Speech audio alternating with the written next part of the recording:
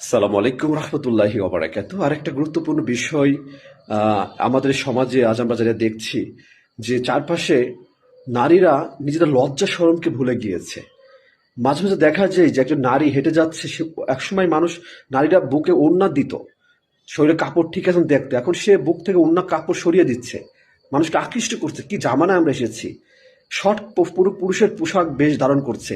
এমনকি ওই সকল নারীরা অনেকে ফেসবুক থেকে ইনকাম করার জন্য, কেউ আছে নিজের বউ সুন্দরী বলে নিজের বউকে ব্যবহার করে কাপল ব্লক করার মাধ্যমে হারাম উপার্জন করছে। এই মুসলমান যারা নিজেকে পরিচয় দিচ্ছে কিন্তু তারা ইসলামকে মানছে না, তারা কিছু মনে করছে না এগুলো। তারা মনে করছে এগুলো এটা সাধারণ বিষয়।